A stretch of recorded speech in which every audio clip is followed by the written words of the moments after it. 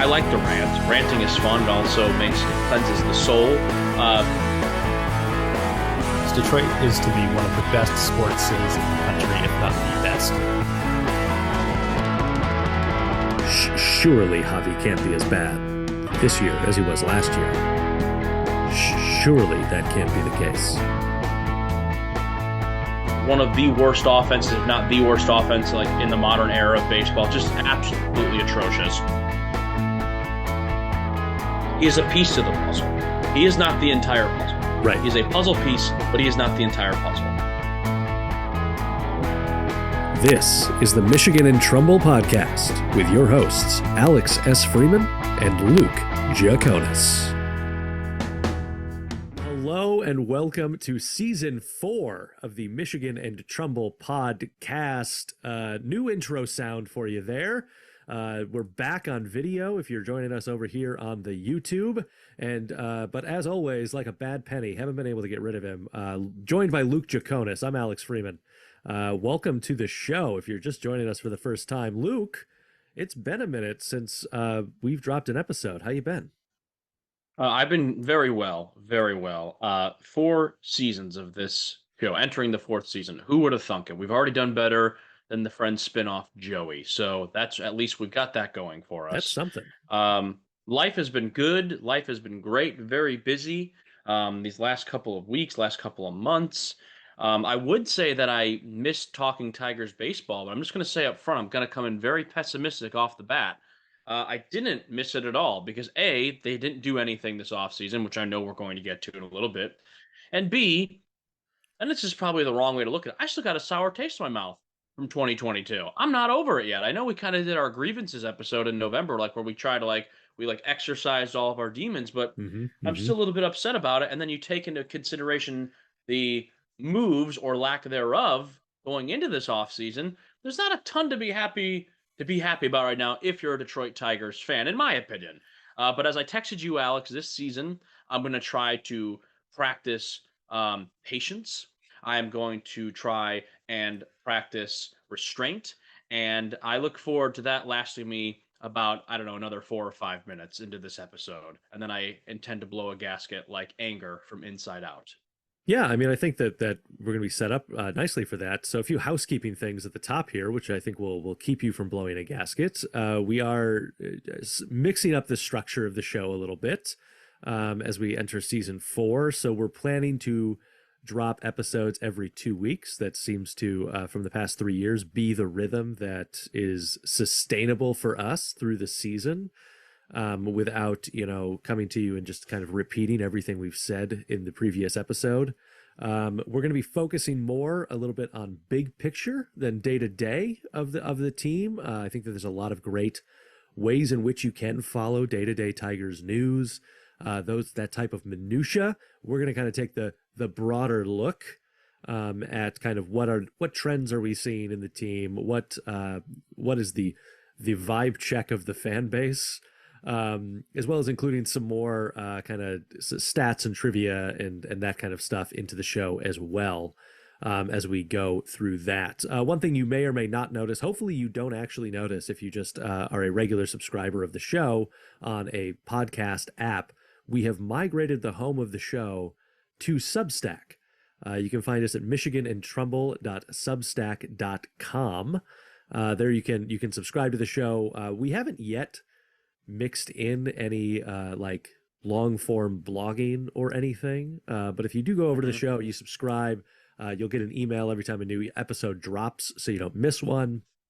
And then throughout the season we'll be experimenting with Substack and ways in which we can interact with all of you in those spots. So do go over to michiganandtrumbull.substack.com and subscribe. But if you are an audio listener to the show, hopefully you notice nothing different, because that means that I did everything right on the back end to migrate the show over to Substack.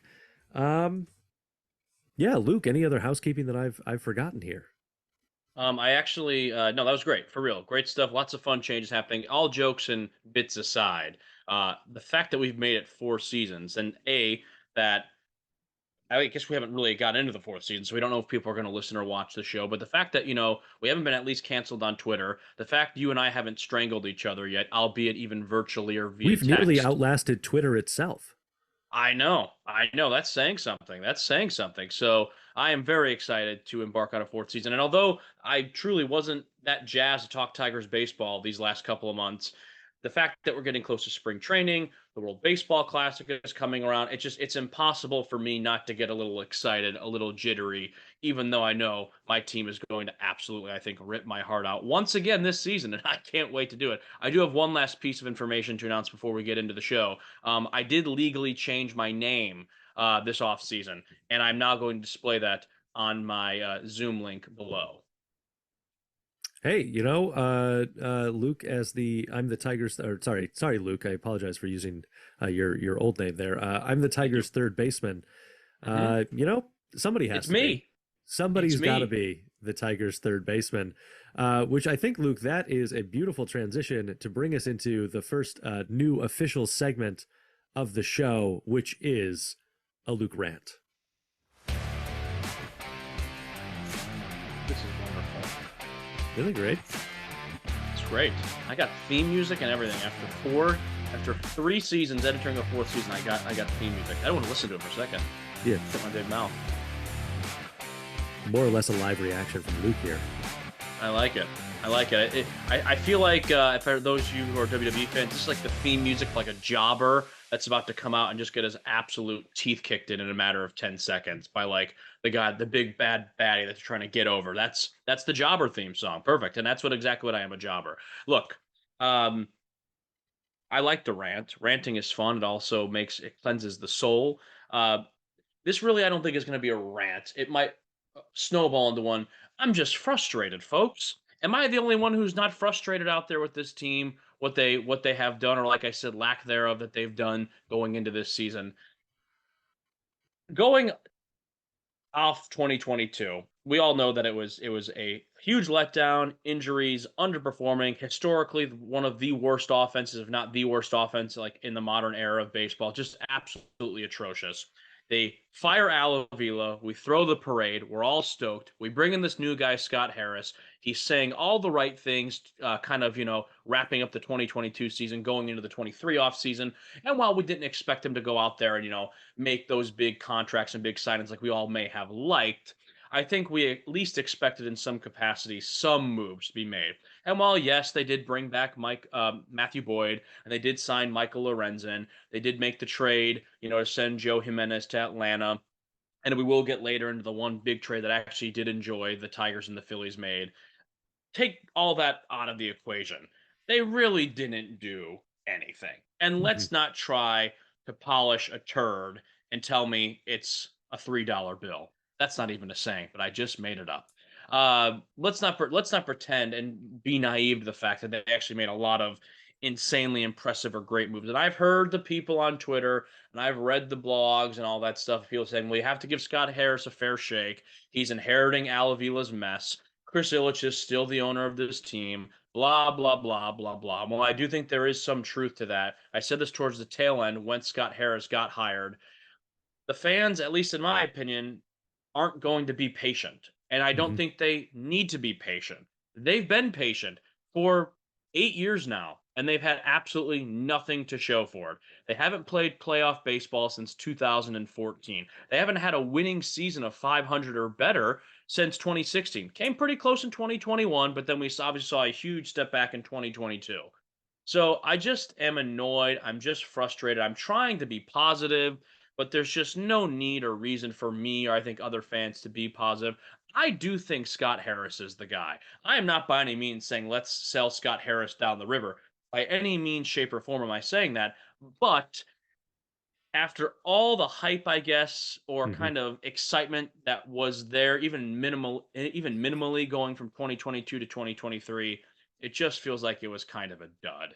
Um, I have a theory, and I'm going to kick it back to you in a second here, Alex. There is one thing that will save this team this offseason, or this upcoming season, I should say.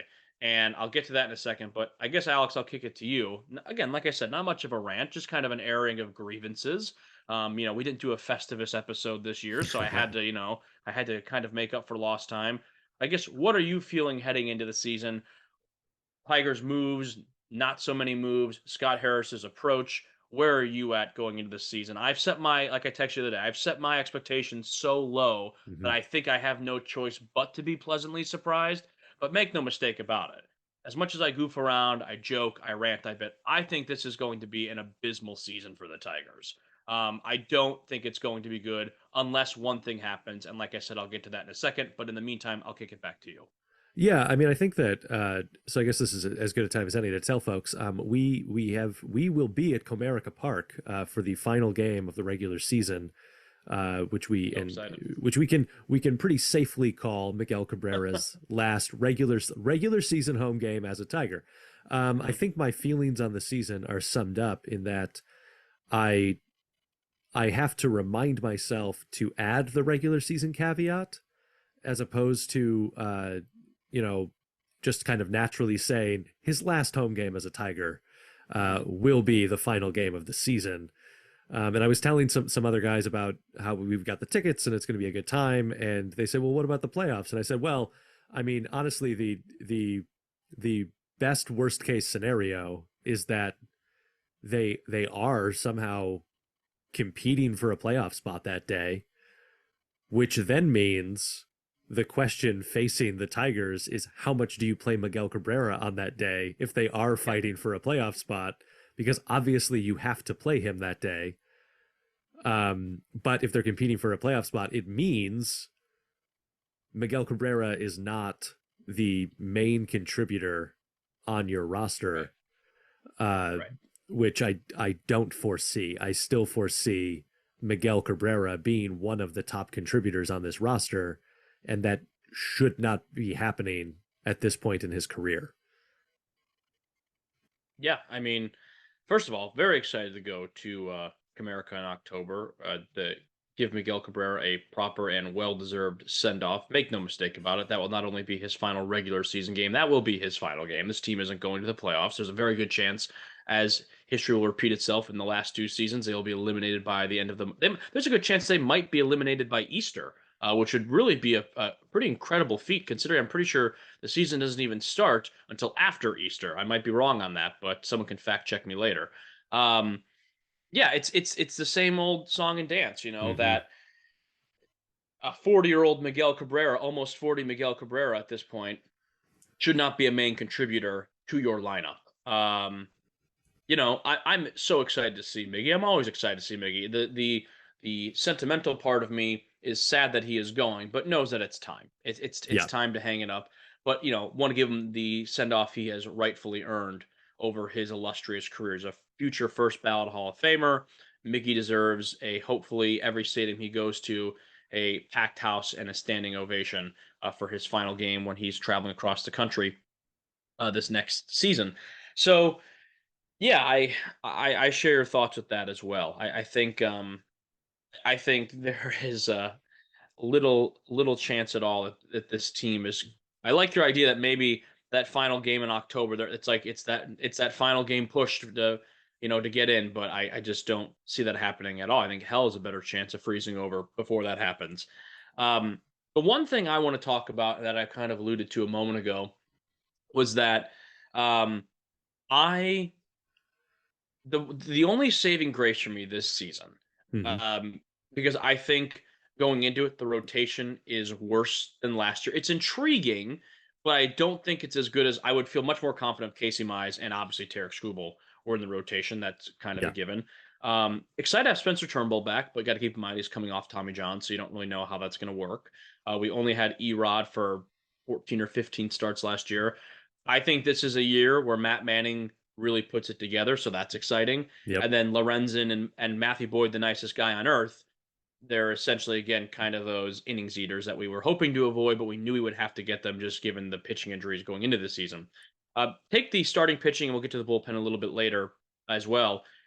Let's look at the offense because that's Mm-hmm. obviously, and I think everyone's biggest question going. They didn't sign really a single position player at this point in time. heading into the season. I know Yeah. I made the joke with my name. They really don't have a true starting third baseman going into spring training. There are a lot of question marks with this team um, that I think still have not been answered. And obviously, we're going to get those answers in spring training. But let's take all those questions. We'll get to all that in a little bit.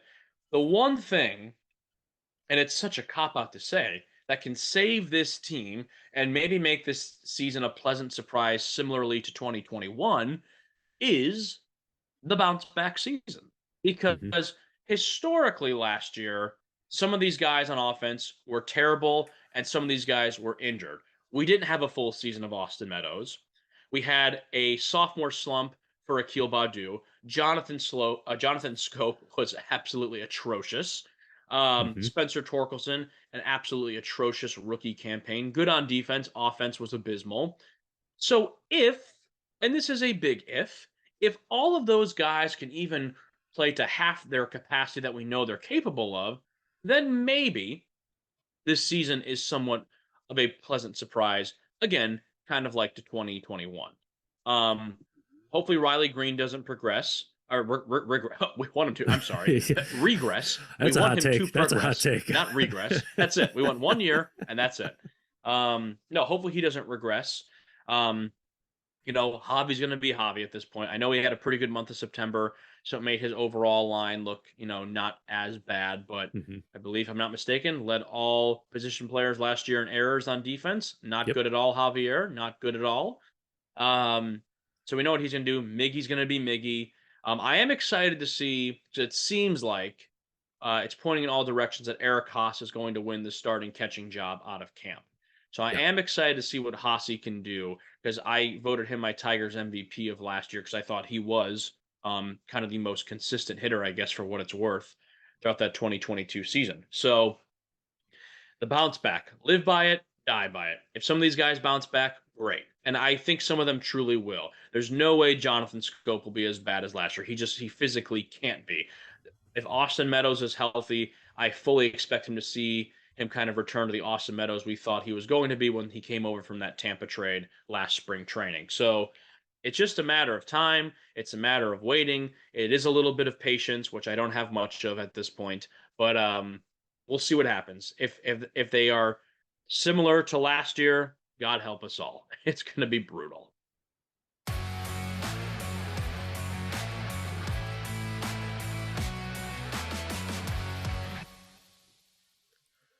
So I think that's a really strong transition there, Luke, into talking about the offseason and where this team is right now. Yeah. Um, you know, I think let's stay in the roster conversation because then Yeah. obviously there's but what will mix into that, and I guess there's not a big discussion. We're changing the dimensions at Comerica Park.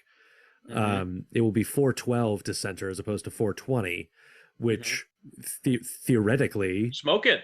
means the offense should be better at home because we're gonna play our games, play half our games in a stadium that is no longer as pitcher friendly. 412 is still a long way. But you It's can't still smoke it. it's still a big outfield. God, I'm the worst. I'm the worst co-host ever. Oh, so funny. No, it's Well, not funny. It's not funny. you Keep gotta do going. I'm sorry. something with the hedges out there, I guess. Hey, Um, hey now. This is what dreams are made of. No, okay, and also the so lights. We're getting new lights. That was like honestly, that was the biggest news of this offseason. They're yeah, moving in the fences slightly and they're changing the lights.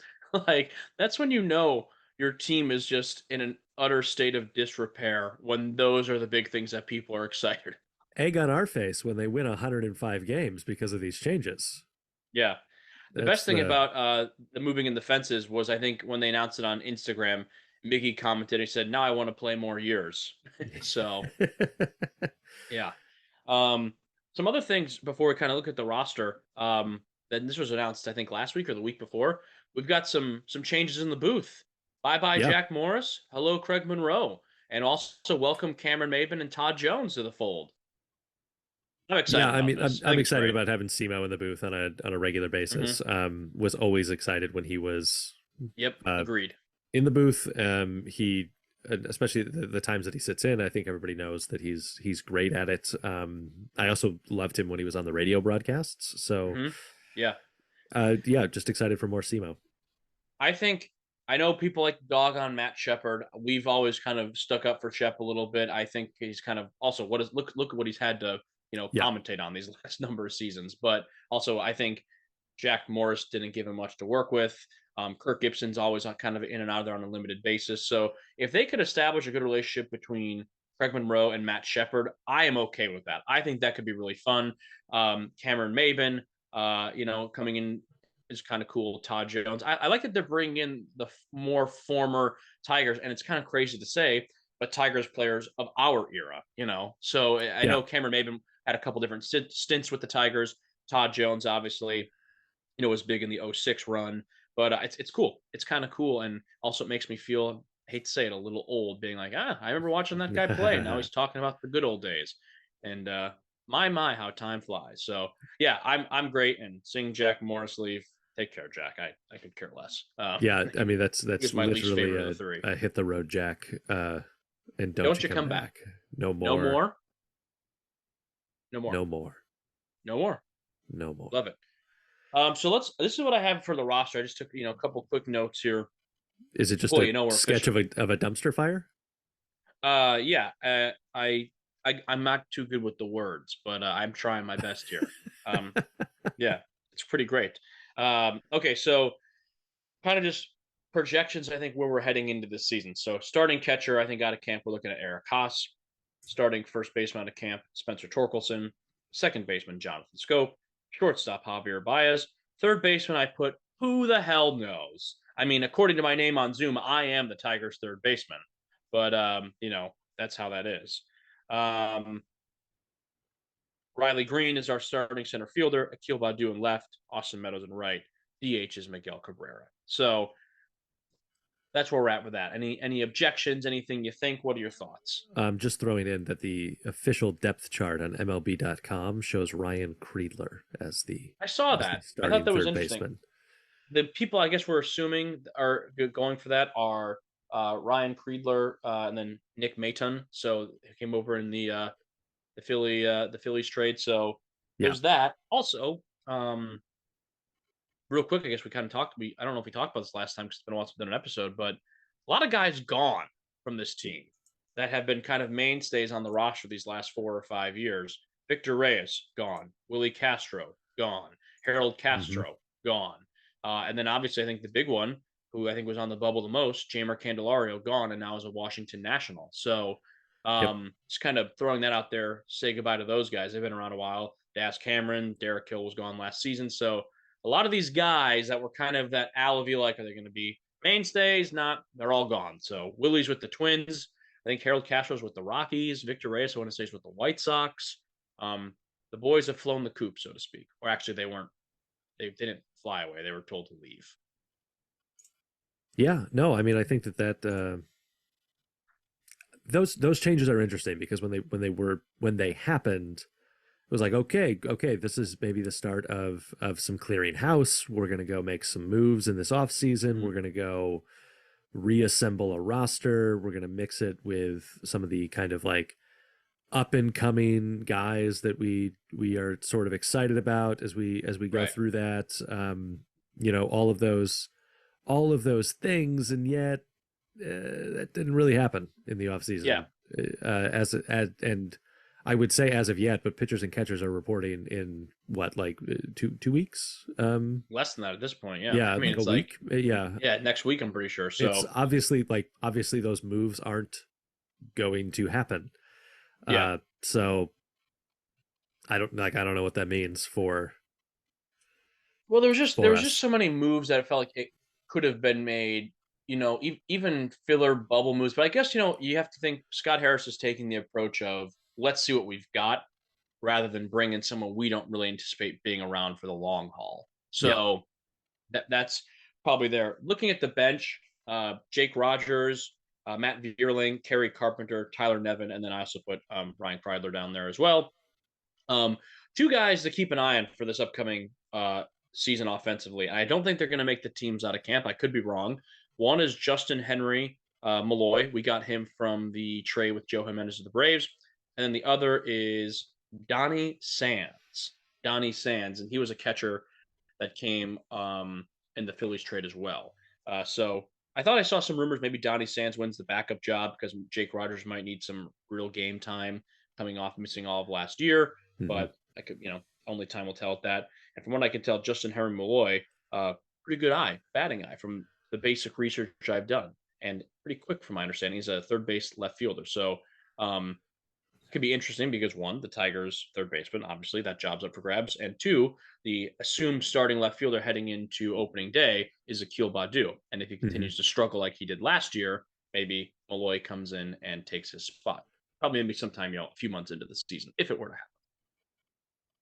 Yeah, I agree completely, and I let's kind of talk about the outfield there because obviously Eric Haas factors into that calculation as well. Mm-hmm. Has played some left field. I think has been when his bat's been working has been a great. He's been a fine outfielder and Yeah. a solid bat to have in the lineup, which then obviously layers into the catching equation of what you do with at the catching position, which I do think it is. I think it'll be Jake Rogers coming out of camp.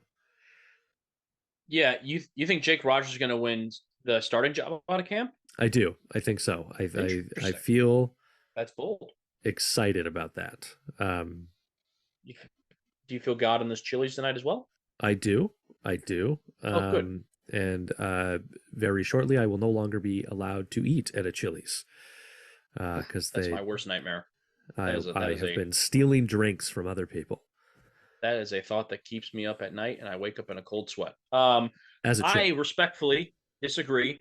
I don't think Jake is going to win the starting job out of camp. I do think if Eric Haas um, struggles, and if Jake Rogers, Hmm.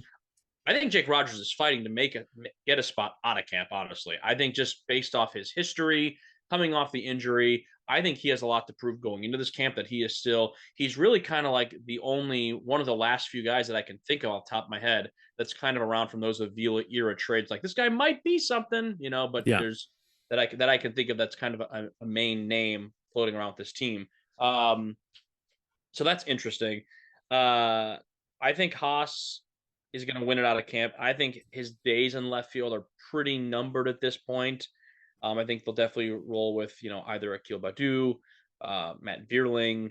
Um, they'll probably also want to start getting other guys out there from the minors that we haven't seen yet. Gary Carpenter, might play Hmm. out there. So, um, yeah, that'll be kind of fascinating to track. The Tigers really haven't had that solid starting catch like this is our guy since probably James McCann, Alex Avila, something along those lines. So hope Haas takes the ball and runs with it. I think he had a pretty solid little season last year, especially considering he got off to such Hmm. a brutal start in the beginning of the year.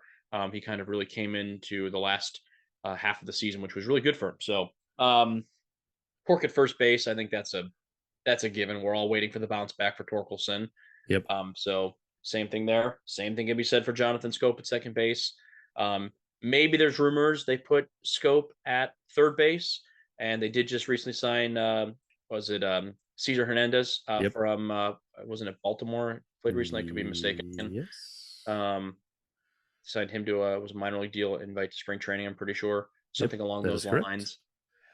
So maybe he goes to second. It'll be interesting, but that's an option too. I've heard maybe putting Scopey at third. Javi's the guy at short. This is Javi's. This could be potentially Javi's last year because he could opt out after the season. If I'm not mistaken. So Yeah, that's true. It'll be interesting to see. You talk about bounce back seasons, right? mhm. Like, surely Javi can't be as bad this year as he was last year. Surely that can't be the case. Defensively is what I want make that more pointed towards because offensively, you look at his final numbers on the year, they were whatever. I mean, um, it's the same. I'm saying it's the same thing I said last year that I'm saying this year. He is a piece to the puzzle. He is not the entire puzzle. Right. He's a puzzle piece, but he is not the entire puzzle. So we're in the same boat as we are, as last year. How Defensively, though, I many hope to God, how can he be as bad last year defensively as it was this year as it was last year? how many pieces of the puzzle do they have though? I don't even know if they have. the top of the box for the puzzle that you can Yeah. like set it up on your table to look at to make sure you're doing it right. I don't even think they have that right now. They don't have a plan. There's no plan, it feels like, at the moment. I'm not trying to knock Scott Harris. I know he's the new guy. We have to give him some leeway, but like, I don't even think we got the damn box to look at the puzzle to try to even assemble it. Yeah, I mean, I think that that's like you look at a team that has as many needs as the Detroit Tigers had, Mm-hmm. and especially after you clean house and right, and again, rightfully so. I think it was the right move to let those guys go, but to get to move on from Jamer Candelario Mm-hmm. and not bring in an upgrade at third base when there's you don't have to go far to have an upgrade to inconsistent Jamer Candelario. You just need a guy that you're like, okay, yeah, over the past 4 seasons, he's been consistent. This is what we Mm-hmm. get from him. Yeah. Um, like that's an upgrade to Jamer Candelario, and I don't think we even have that. Well, I think also too, if Scott is obviously trying to assess talent, um, and who knows, it could have been a financial thing. I thought I read something like the Tigers wanted to bring Jamer in for 4, and he signed with for 6 or something like that. I could be wrong on that, but I thought there was some rumblings of that, so maybe that's a factor. Um, but if Scott is assessing talent like we can only assume that he is, it is maybe a little bit fascinating now that we're removed from the situation and Jamer is gone and we are where we are with the third base dilemma. That interesting. Did he not want to give Jamer one more year just to see? Or maybe he's seen enough at this point, or maybe it was a financial thing, or maybe he Yeah. just knows like this guy is not our guy, or maybe he sees something down the road with a Kreidler or a Nick Maton or moving scope to third and giving someone a shot at second. Like there's probably something we're not seeing, but from the outsider and the fan perspective, it is a bit of a head scratch. Like the fact that we are days away from pitchers and catchers reporting, and we don't have a third baseman. I mean, it's not a good look. It's not. I mean, so many. You look at like what the Astros are doing right now, locking up so many of their core guys. We're just like being Mm-hmm. like, can the guy who waters the infield in between innings, can he throw on a glove and maybe take some reps at third? Because that's where we're at right now. Yeah, I mean, I think that like if you showed up at spring training with a mitt, um, You might have a chance. you got a shot. You're probably going to get some playing time that day at least. So I guess fans get down to Joker Marchant and get stretched out because you're in. It's about a 3-hour drive for me. Just got to go a little bit north, 3.5 hours. I might do that. Put on the cleats and see if I can hang with them. No, Luke, I mentioned that I when we were talking before the episode that I have sort of left Twitter as a user.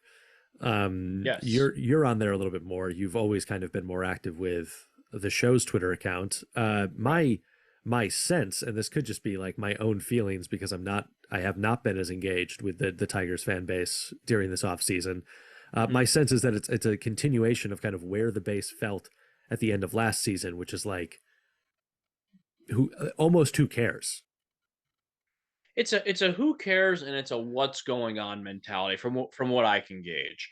There are people, there's a lot of people which I've been pleasantly surprised who have gone the who cares route because I think they're just fed up and done Yeah. to a certain extent, which I'm okay with that. I don't begrudge those people for thinking that. You can't consistently year after year put shit out onto the field and just expect your fans to be like mindless sheep and just like, I'm excited for this. Like, this is great. Hmm. Like, we're not dummies. We know what's going on here. We know what the situation is. Then you have another camp of fans who are like, well, you got to give Scott Harris his due. He's not Al Avila. You can't blame him for Avila's mistakes. And then you've got a camp of people who's like kind of thinking it's not going to be as bad as Hmm. we're all making it out to be. Like I ran a poll on Twitter on our Twitter the other day, and I'm trying to think of how many I just said, where are we at heading into spring training wins wise? What do you think is the projection? Let me see what the numbers were here. Okay, so um, I said, how many games will the Tigers win in 2023? 39 votes, people that voted on this. Uh, First place at a 49% vote is 70 to 80. So, and from what I can tell, I'll just kind of jump the shark here for a second. I did look at some projections heading into the season. The one I could find that I felt trusted and just kind of I liked their stuff that they put out. Fangraphs has Hmm. the Tigers finishing in fourth place with a record of 71-91. So a little bit worse than the 2021 season, a little bit better than last year. And honestly, I think that's fair. That I seems think that's right. fair. That seems Like right. that seems right. Of course, I hope they catch lightning in a bottle and they win some of those close games early on in the year, and maybe that pushes them closer to that 500 mark. I mean, it's just so pathetic that here we are so many years into this stupid ass rebuild, not a rebuild, rebuilding the rebuild, covering up Al Avila's mistakes, going into the Scott Harris era, whatever you want to call it. 8 years in, we're just hoping it's an atrocious mindset to have that finishing 500 feels like we're going to throw a parade sometime in Yeah. October, because that's honestly what it feels like to be a Tigers fan.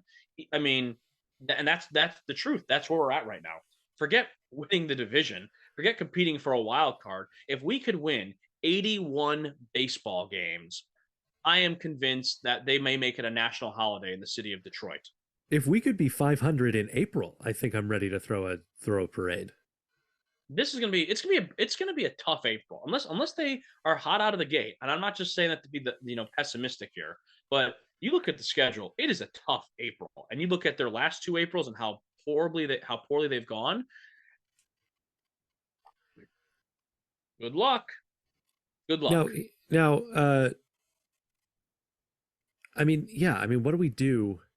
What do we do uh, if April and May look like April and May have looked the last 7 years? I don't know. Like, how do we keep watching baseball in June if that's the case? Because this roster is not like if April and May are terrible, like they have been, they're they're done. And like what then does Scott Harris do? Because there's not there's not pieces to get rid of. There's not moves to be made at the trade deadline. There's just we're Yep. awful for another 4 months. Like, I guess the question is like, who would the Tigers then target to trade? Do you trade someone like Javi Baez? Do you trade someone like Eduardo Rodriguez? There's been rumors that Erod may get traded before opening day, even. So who knows? Who knows? But those are probably the kind of. I mean, Miggy's off the books after this season. Um, you know, maybe a guy like a Matt Manning, you do some package. I mean, Mm-hmm. who knows? I think the only guy that I really feel is untouchable right now is Riley Green. Yeah, And rightfully so. I mean, I can't believe I'm saying Spencer Torkelson. Does he get moved? Like if he gets really hot out the gate, and I don't know. I don't think I think Torque is also pretty high up there for the record on that untouchable list as well. Um, I but think if he's doing well enough to be potentially traded, I think that has put him into the untouchable category. I agree. I Like agree. Why would you trade a guy that if he's heating up and everything could be a huge benefit down the road? So yeah, I don't know. I mean, I'm not trying to be negative, but I think there's a very good chance that by the end of April, this team is already a good 10 to 12 games under 500. I mean, you look at that month of April schedule. I know we're not going to do a schedule breakdown today on this episode, but it's brutal. I'm going to throw you some teams real quick that they will be playing. If my app would ever load, come on, MLB, this is brutal. Anyways, there's a lot of good teams that they're playing. That's my analysis. Okay, here we go. So in depth, Luke, Tampa, in depth. Houston, Boston, Toronto. I mean, San Francisco, Cleveland, Baltimore, Milwaukee, Baltimore. These are all teams, if I'm not mistaken, that last year finished 500. Yeah. Or close Yeah. within a couple of games. Like there's no Royals on this list. There's no Pittsburgh Pirates on this list. Like these are all teams that are good. I mean, good God, you're playing three teams from the AL East, and that division is going to be again actually four teams: Tampa, Houston, Boston, Toronto, and Baltimore, and then Cleveland. It's going to be tough. It is a April, and then by the way, it doesn't get any easier in May. The Mets, the Cardinals, Cleveland, Seattle, and then for 2 games they get the Pittsburgh Pirates. So AJ Hinch better So we got have we got a we Kurt got two we got Russell-esque miracle we speech. got 2 wins locked in Two in wins, April and maybe. May. Who knows? Look Who out, knows? world. Neither of them will be against the Pirates. That's the thing that's going to be the most frustrating. Yeah, like I mean, not to continue kicking this roster, but like as I look at it, I'm excited about two guys maybe. Like I like there's not like I'm excited about Riley Green, but I'm not necessarily. But I'm excited in the way that Detroit fans have been excited about guys for their their whole lives. Like I'm excited about what Riley Green can do this season. There's still not a team around him that they can actually do anything with that. Right, right. And you have to imagine too that Eric Haas, is by no means the concrete catcher for years to come. He's definitely kind of just being given an opportunity. Scope, this is his final year. So if Scope gets off to a hot start, That's which probably he the piece. historically does Yeah. not, he could get traded at the deadline if his team is a dumpster fire. Um, so yeah, I mean, again, a lot of it's going to rely on the bounce back, and it's hard for us right now to think positively because one, look at the roster. How can you blame us? Two, they made no moves this offseason. And three, going off 2022 numbers and statistics, it was absolutely trash. So Hmm. it's hard to get real jazz right now for Tigers baseball. But let's, you know, one other thing I want to point out too, real quick. And I'm not saying that this is a huge thing because the shift, going away and things and going like that. But looking at the roster right now, there are no switch hitters on this team. There No, are it's no also like it's also very righty heavy. Yeah, I mean, just looking at the projected lineup, and let's assume Kreidler wins the starting job out of camp. Haas is a righty. Torque, Scope, Avi, Kreidler, Miggy. I mean, that leaves you Riley Green, Badu, and Meadows, all bat and lefty. And then coming off the bench, Veerling's a righty, Rogers is a righty, Tyler Nevin, Donnie Sands, Justin Henry Malloy, if they ever get called up, both righties. I'm sure we're going to see some other guys throughout the season who, kind of may change that. But, for what it's worth, Victor Reyes, Willie Castro, Jonathan, Jamer Candelario, even Captain Celery himself, Tucker Barnhart, could at least give you some different lineups that you could put into play, being that they were switch hitters. So, um, is what it is. Did you see, speaking of Captain Celery, he signed with the Cubs this Hmm. offseason, and recently our guy Michael Fulmer just signed with the Cubs too. So congrats to him. Going to be pitching on the north side this year. So best of luck, Mike. Yeah, I hope it's a good year for him. I like him. Yeah, I mean, I think that's my whole issue with this roster. I like all these guys. Mm-hmm. I don't really love any of them Hobby's except still kind for of on my shit list from last year. except for maybe I yeah, maybe Riley let's Green. let let's Maybe love let's let's Riley Green. let's do this year. Obviously, and I'll put the caveat in here so that people don't yell at us in the comments. Miguel Cabrera is exempt from all of these conversations Mm-hmm. because we love Miguel Cabrera and it is his final year. Yeah. No questions asked. I want to see Miguel Cabrera in the lineup regularly. Do I think that is the best thing for this team? No, I would love it to be a situation. I would love the team to be in a situation where we're giving Miguel Cabrera at bats out of respect for his long career. Not that we need his bat in the lineup. Um, but I think we need his bat in the lineup. I One thing I would love to see for Miggy return this year, if kind of like how it happened with Albert Pujols last year, I would love to see a power surge Yeah, return from Miguel Cabrera. And I'm not saying, 'cause I think how many homers did Albert end up hitting last year? It was anywhere from like 18 to 20-ish in that yeah, ballpark. somewhere Like in there. I don't think Miggy's there, but if Miggy could give us like a good 10 to 13 home runs, Yeah, like just something like he had like four last year. The power, I mean, all he did last year was hit singles pretty much. So, I mean, I'm not even talking long ball, just like, maybe some more doubles. Hey, I would love to see Miguel Cabrera maybe hit one more triple. I don't know how many career triples he has, but I would love to, that would sure make me laugh watching him run going for a triple. And I feel at some point at I time want a this year, mark Miguel it in your Cabrera calendars, bold cycle this prediction. season. Yeah, Miguel Cabrera at one point in time was going to go for a triple in his last year, and I think this also might be the first year we see Miguel Cabrera try to bunt for a hit. Why not? What does he have to lose? I mean, Honestly, he's the fastest man in baseball, Luke. it's true. It's And true. this is our moment for our annual. Miguel Cabrera is in the best shape of his life coming into camp. So I can't wait. um, Soon we'll hear that. Soon we will hear that. one thing I wanted to talk about too, real quick. The one move, we've already kind of talked a little bit lineup wise.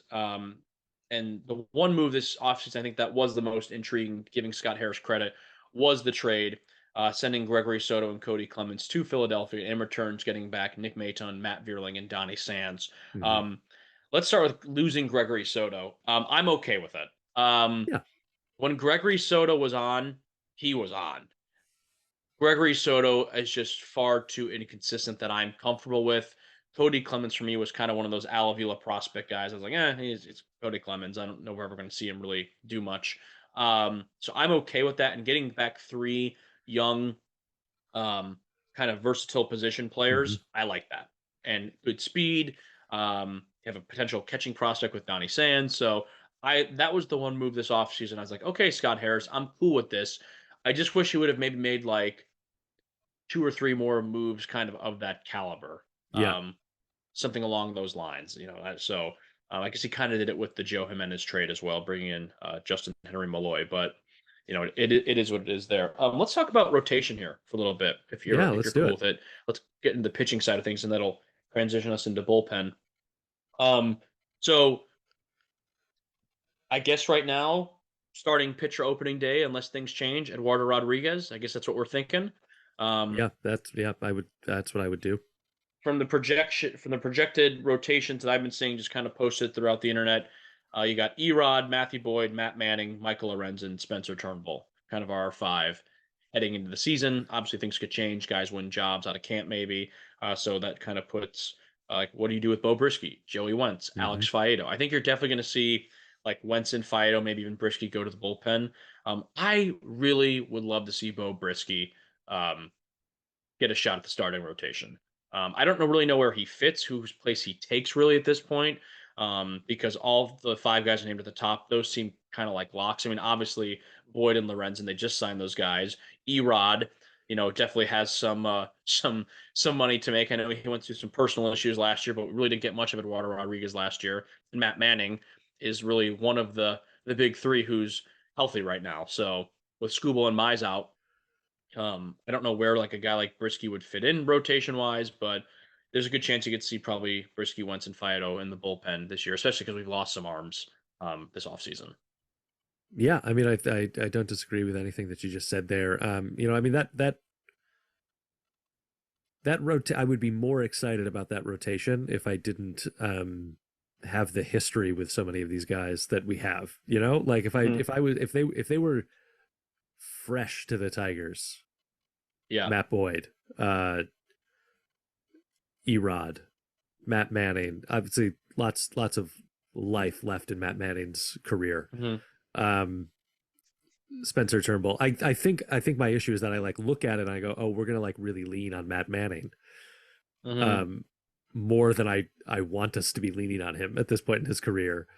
Uh, Yeah.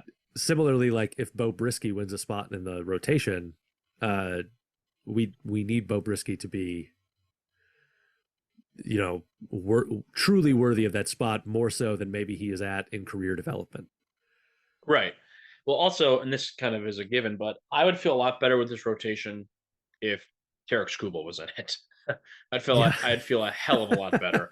I'd be like, all right, like this actually, like if you take out Lorenz and you've got Skubal, or if you take out Boyd and you put in Skubal, it's like, all right, like I can kind of work with this, and we're gonna get Skubal back sometime this season. So Hmm. that is encouraging. Mize is probably done for the whole year, but they're saying I think June for Skubal. If I were a betting man, I'd say we don't see Tarek Skubal pitch until after the All Star break.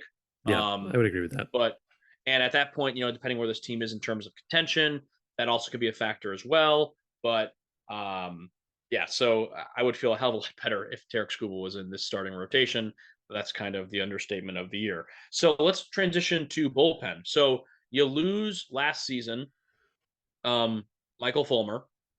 You trade away this year Joe Jimenez and Gregory Soto. Uh, Andrew Chafin declined his option, so he's Yep. currently a free agent. Maybe he comes back, maybe he doesn't. Maybe we get another bullpen addition sometime, between now and opening day. Here's where the bullpen currently stands, kind of from my perspective. So those three guys I just mentioned: Bo Brisky, Joey Wentz, Alex Faedo. You have to imagine they'll be incorporated in some capacity. Tyler Alexander and Ronnie Garcia both continue to just somehow they always wind up back in the bullpen somehow. Those guys, they're kind of like you said in the beginning of the show. It's like a dirty penny. Is that what you called me? It's a bad penny. It's a bad penny. A bad penny. Sorry, a dirty penny. Oh, maybe Dirty they're a dirty penny. penny. A dirty penny. It's a dirty, gross, stinky penny that's been caught in couch cushions for many years. And then you're kind of going to look at more of the core, I think, of this bullpen, which is going to be Will Vest, Jason Foley, Jose Mhm. Cisnero, and the guy who I think is going to be the closer come opening day, Alex Lang, which I'm excited for that for. I think Alex Lang Okay. has Yeah. some really nasty stuff, and I think he's earned, depending on how his camp goes this year, I would be more than happy to give him the reins as the closer. Yeah. I mean, I would also like to see AJ has sort of gone away from that like traditional closer mentality, and just thinking about like high leverage positions, high leverage spots. Yeah, I don't count not that loving a closer is necessarily a traditionalist standpoint, but like I do think that there is something to be said of like this guy's got the ninth, um, and being able to mentally prepare for that as the guy, yeah, and so I would like to see that a little bit more consistently, and kind of build somebody into that spot, because we've watched our bullpen blow enough leads, right. throughout our life that it'd be nice to. Well, it was funny. We actually, for a year and a half, 2 years there, actually had a pretty decent little bullpen, and now it's kind Yeah. of like, oh boy, are we going back to that 2018, 2019 years prior Tigers bullpen? I guess time will tell. I mean, look, if Lang pitches like Lang has these last few seasons, and Cisnero does as well, Will Vest fully, you incorporate some of these young arms, Brisky, Faedo, Wentz, etc., Garrett Hill. Um, I think, and with obviously under the tutelage of Chris Fetter, who we think is a godsend for the Hmm. Detroit Tigers, I'm still pretty confident with the Tigers bullpen. If you said the three things right now, from lineup, starting rotation, and bullpen that I'm most confident in, I'm still going to say it's the bullpen at this point, which I can't believe I'm saying that heading into another Tiger season, but here we are. Yeah, it's interesting as we continue to have this conversation about the overall roster, right? I'm still not excited about any single portion of this roster, um, but I'm not uncomfortable with the bullpen. I'm not uncomfortable with the starting rotation. I wish it were better. I wish there was, obviously not Scherzer specifically, but a guy like Scherzer that I was like, Yeah, let's go. I am not missing a single start that this guy yeah, pitches. hmm Um, and to talk about the lineup, like we also have to remember and keep in mind as we go into this season, we have a whole new hitting staff. hmm yep, Um, that we know that's been probably the central problem of the last two seasons is that this team has not been able to hit. hmm And so that is maybe the biggest question mark of like my excitement, I guess, is that like, okay, what are we going to start to see in spring training that tells us that, okay, yeah, it was the hitting staff more than it was the guys in the roster. And I think we got a glimpse of that a little bit with Robbie Grossman when he went to the Braves, of like, oh yeah, like we can, here's a minor adjustment to make, and like now you're the Robbie Grossman that the Tigers we wanted remember. when we Yeah. signed you. Yeah, I think that's valid. See what this new hitting staff does bring to the table. Um, you know, I can't stop thinking about that April schedule. So it's like as for every second I kind of get, all right, well maybe this kind of piece is intriguing. This is intriguing. This guy's young. Let's see if this guy has a bounce back. I just think like, how is this team that doesn't even have a legit third base right now supposed to Mm-hmm. compete with Tampa and Houston? And I can't believe I'm saying this, but Baltimore, it's Yeah. like the Mets in May. Like it's like those teams I just mentioned, Toronto, I'll throw them in there as well. Like those are juggernaut teams. Well, maybe Baltimore's maybe not a juggernaut team, but they were definitely a fun team to watch last year. And I think they're going to be good this year. But Yeah. like the Torontos, the Houstons, the Tampas, the Mets, the Cardinals, those are juggernaut teams, and it's like mind boggling that like we're gonna have to compete against them. It's like, Mm-hmm. oh shit, we don't even have a third baseman. we don't know. we don't know we don't know what's going on. One of our best players is a 40-year-old who really only hits singles at this point in his career. So when I think of stuff like that, I'm like, oh yeah, this is the team that's going to barely win 50 games this year. And then I think like even getting to a record like Fangraphs had of 71 and 91 that feels like impossible, but stranger things have happened. And like I said at the very top of the show, not to be, Captain Cliche, but if some guys have some bounce backs and if some guys play Mhm. like we think they're capable of, and if Javi Baez isn't a complete liability at shortstop defensively, and if the Angels win the pennant and Joseph Gordon-Levitt's dad comes back, I mean, you just never know what could happen, I guess. But I'm not holding my breath on that. I we're do so think we're legitimately so this team beaten might only. down. We're so beaten down as fans that we're like, 71 and 91. That's a bit of a stretch. It could Uh, happen though. but Could but happen. if some things bounce the right way, I we could just be 20 games under 500. Yeah, I just right now I'm not doing an official projection yet, but my number right now is like the Tigers win like 6 games in the month of April. Ooh, Yikes. yikes. Yeah. Yeah. Yikes. All right, this is going to bring us to not a new segment of the show, but another one of our new standardized segments where I'm gonna talk about some stats and or trivia as we go into this, and I'm gonna quiz Luke. But first, a little music drop.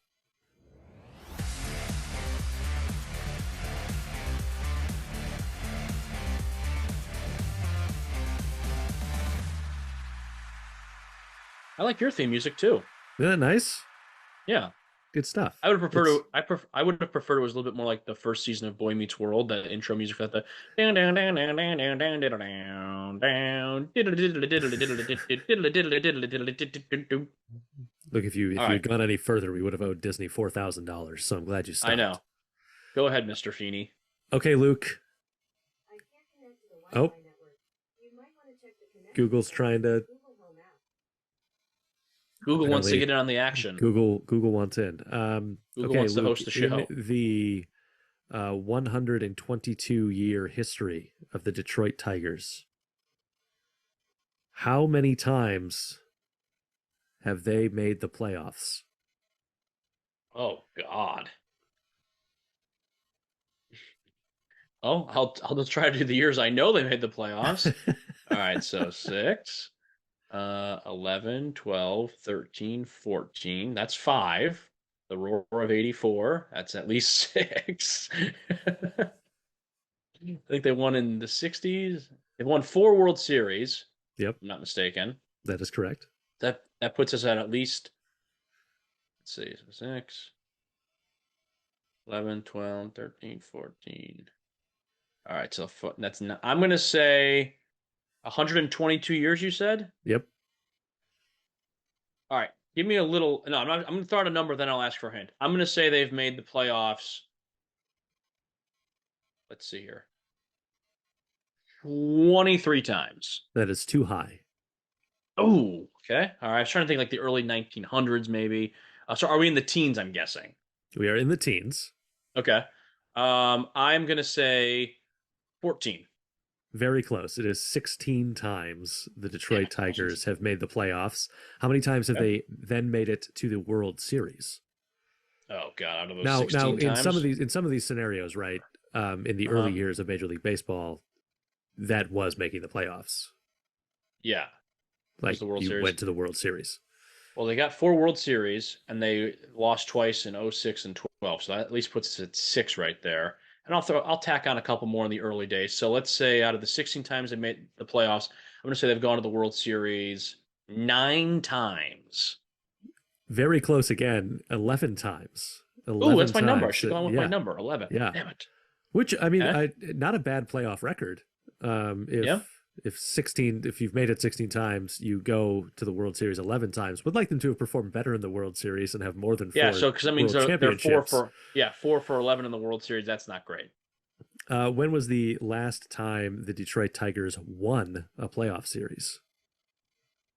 Won a playoff series? Yeah, 2013. that is correct. Against Yeah. who? Was that against the Oakland Athletics? It was. Tom, please stop yelling at your radio. Suck it, souls. And then obviously they made the playoffs in 2014, but lost to Mhm. the Baltimore The Orioles O's. in Mhm. the divisional series. Those are my numbers for today, just to kind of I like, like him. yeah, I mean, less than 10% of the time the Detroit Tigers have made the Okay. playoffs. Would love to see that be different. I have a quick one for you. Let's see. I'm gonna throw a quiz right back to you I real love quick, it. Mr. Let's do it. Feeney. I'm gonna give you every week. I'm gonna give you every episode. I'm gonna give you an obscure Tigers player question, and let's see if you can get it. Oh Who boy. was the Tigers' starting catcher going into the 2009 season?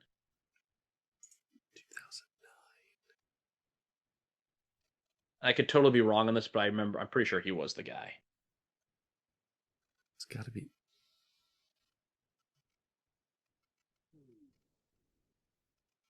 I have three different guys in my head, but I think I'm dancing around, and I actually don't think it's any single one of them. Okay. Um, it's too early for Avila. It's Yeah, I think that was his debut year, for what it's worth, if I'm not mistaken. It was okay. the 9 or 10 he debuted. Actually, It's no, it was not. 2009. That was his debut. I remember. It's not If I'm not McCann. mistaken. Yeah, not McCann. Pudge was gone by then. But yeah, Pudge was gone. Hmm Who? Who was it? The answer we're looking for, number 8, Gerald Laird. Gerald Oh, of Laird course, was the answer. old Jerry Laird. Old How could Jerry I Laird. All right. forget? We'll try again next week with you. But Gerald Laird. Yeah, the more you know. That's Shout all out Gerald right. Laird, man. Yes, a Gone shout out to Gerald and Laird. also forgotten.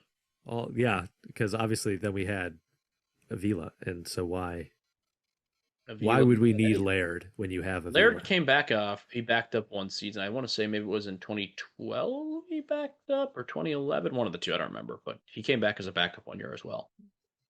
Well, Fun Luke, stuff. I think that's going to We're do back, it for baby. this episode. We are back. Any closing thoughts before we depart? No, I'm really excited to get to do another season with you. I feel like towards the end of last season, and I don't know if we ever said this, we both were kind of like drained just talking about the team. Mm-hmm. I think that also kind of shows with our lack of recordings we did in the off season, but we, also we like really took an off season for we truly. did one episode in the off season. We really needed to take a break. At least I know I did, from Tigers baseball and just other things were going on in life, and we had other things we were doing. But um, yeah, I as we do this, it gets me excited, and I know I'm going to be burnt again. I'm going to be let down again. That's kind of how it is to be a Tigers fan. But at least I have you here to join me in the misery every couple of weeks. So I look forward to that, and thank you to all of our listeners and our watchers and people who get to interact with on Twitter. They're always a lot of fun. So it's exciting, and here we are, season 4, as they said on that episode of Hot Ones with Paul Rudd. Look at us. Who would have thought it? Not me. Not me. All right, Luke. We'll talk soon. Have a good one.